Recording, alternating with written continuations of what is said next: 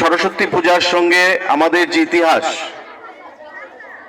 আমাদের ব্যক্তিগত, আমাদের সমাজে এই সরস্বতী পূজার সঙ্গে জড়িয়ে রয়েছে। একটা ইমোশন বরাবর কাজ করে আমাদের প্রত্যেকের মধ্যে এই সরস্বতী পূজাকে নিয়ে। একটা নস্টালজিয়া বরাবরই আমাদের মধ্যে সেখানে কাজ করে থাকে। তার পাশে রয়েছে আমাদের আজকেরই দিনে 23শে জানুয়ারি ভারতবর্ষের স্বাধীনতা সংগ্রামের যিনি অগ্রণী সৈনিক ছিলেন, আজাদিন ফৌজের যিনি প্রতিষ্ঠাতা ছিলেন, নেতাজি সুভাষচন্দ্র বোস, বীর যোদ্ধা, ওনাকে আমরা স্মরণ করছি শ্রদ্ধার সঙ্গে। দুটো বিশেষ দিন একই দিনে আমরা পালন করার জন্য সামিল হয়েছি এবং শিশু বিহারী লুমরাইকে আমি অনেক অনেক ধন্যবাদ জানাবো এই দিনটাকে স্মরণীয় করে রাখার জন্য।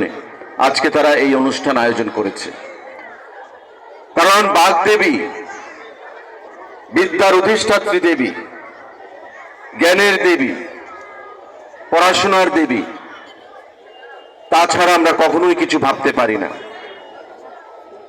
জয় জয় দেবী চরাচর সারে, উচ্চযুগ শোভিত মুক্তাহারে,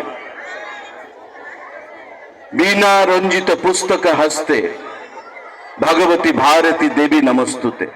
আমরা ছোটবেলা থেকেই সরস্বতী পূজার এই মন্ত্র বাণী আমরা শুনে বড় হয়েছি।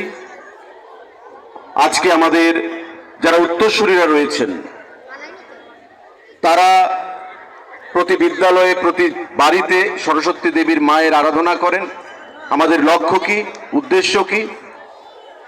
জ্ঞানে গরিমায় আমাকে আরো বলিষ্ঠ করো মা, যাতে আমার পরিবারকে আমি সামনের দিকে এগিয়ে নিয়ে যেতে পারি, আমার সমাজকে, আমার রাজ্যকে যেন এগিয়ে নিয়ে যেতে পারি, আমার বিদ্যালয়কে যেন আমি আরো উৎফুল্লিত করতে পারি, আমার বিদ্যালয় যেন আমার উপর আরো গর্বিত বোধ করে।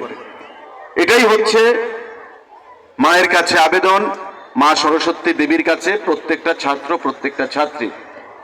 কারণ আমরা মনে করি হিন্দু শাস্ত্রে, হিন্দু মাইথোলজিক্যাল যে বিষয়গুলো রয়েছে, যে সরস্বতী হচ্ছে বিদ্যার দেবী, মা লক্ষ্মী হচ্ছেন ধনের দেবী, দুর্গা হচ্ছেন শক্তির দেবী, মা কালী হচ্ছেন শক্তির দেবী।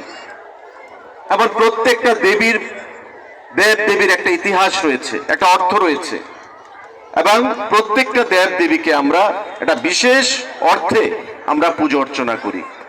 তাই সরস্বতী